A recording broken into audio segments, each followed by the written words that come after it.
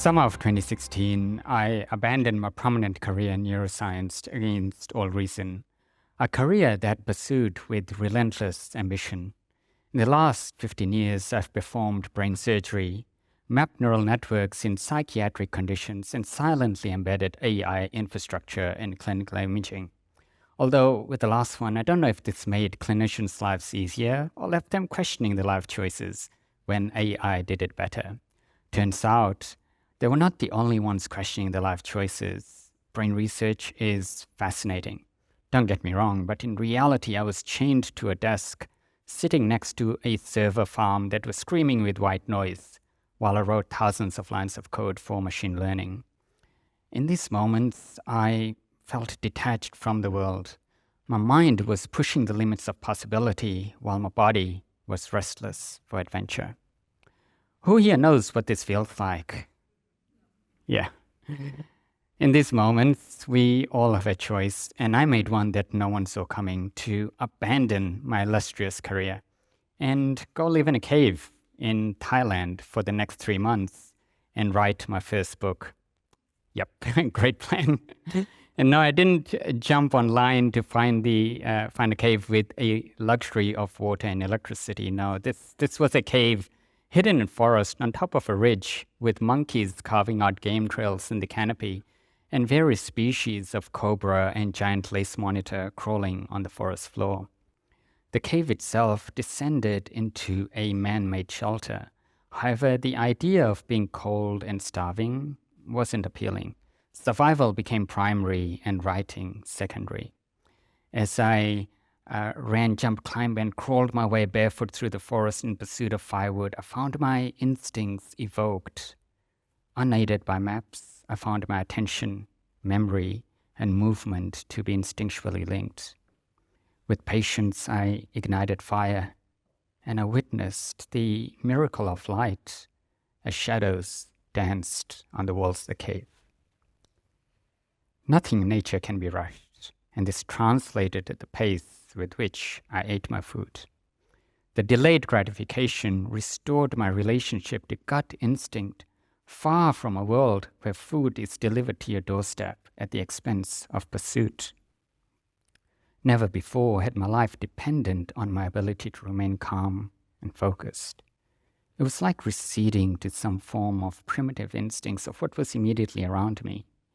The more I stared into nature, the more things I saw staring back at me. Thoughts would not betray my attention to the present. In these moments, I would contemplate the words of the great poet Hafiz. I never really cared for the things of the world. It was the gift of your presence that filled it with beauty. Moving instinctually in harmony with nature has been the height of my human experience. What was initially a 3-month vacation turned out to be an 8-month adventure, after which I returned back to city. But I very quickly realized there was no going back. The single event had changed me forever. The city made it apparent that our quest for survival has become irreversibly dependent on technology. I began to question, what is the future of the human race? In 1993, Vernon Winch, a retired mathematics professor from the University of San Diego, wrote, "Within 30 years, we will have the technological means to create superhuman intelligence. Shortly thereafter, the human era will end." I agree with the first part. It has been 30 years, and many find the pace of technological change too sudden to trigger any sense of urgency, because it sounds like sci-fi movies from the 80s. We've almost become desensitized to technological change. We've experienced more change in a single generation than all of human history. Think about how long that is. There are those who believe in mutating our brain and body towards artificial standards of beauty, longevity, and intelligence, and beat evolution at its own game. If this was true, why is mental illness scaling with technology? Why do we see a decline in IQ since 2010, when infinite knowledge became available to every hand? And why do we see a reduction in brain volume despite our addiction to transformation. For reference, the average brain volume of Homo sapiens from the late Pleistocene, when woolly mammoths walked the earth, was 1,500 milliliters. This is 200 milliliters more than contemporary Homo sapiens of equivalent body size. For scale, we consider a brain tumor to be large when it's greater than 4 milliliters. This substantial reduction in brain volume happened surprisingly recently, only in the last 3,000 years, partly due to self-domestication and the externalization of knowledge. Knowledge was power until the elevation of technology to a higher power. Technology created a buffer for survival against the laws of nature, and it's safe to say that we have co-evolved more closely with technology than with nature itself, and in the process, lost touch with our own nature. We keep moving towards biological transcendence and call it progress as a human to human. My question is, where do we draw the line? Despite how sophisticated technology gets, we're still at the mercy of our own survival drives of feeding, reproducing, and avoiding danger. This creates a critical disconnect from our own instincts, a symbiosis with technology rather than our own ancient body. We glorify the evolution of an artificial mind, the next big explosion of intelligence since the Homo sapiens, and shame and dismiss the most fundamental parts of ourselves that is responsible for keeping us alive and call it primitive and ancient. Our survival instincts has evolved over the last 2.6 million years under relentless and imminent danger. What our instincts did not evolve for is the comforts of a modern lifestyle. December 2019, I was on a survival expedition in southern Kalahari, Africa, that stretches 1,000,000 miles with no drinkable surface water. I learned that the Bushmen who inhabited the Kalahari were only living up to 35 to 37 years of age. In January of 1997, the Botswanan government deemed the Kalahari unsuitable for human habitation and suggested that these people be removed so they can live healthy longer, have bigger families, and be generally better off. Perfectly fine in theory. April of 1998, the Bushmen were relocated, and by the end of the year, 1,000 of the Bushmen had died because they failed to integrate. They had no concept of cattle, goat, or farming. To the Bushmen, an encounter with a wild animal requires extraordinary skill, the ability to conceal their own scent and identify an animal by smell alone, and read the story written in a single hoof print in the sand.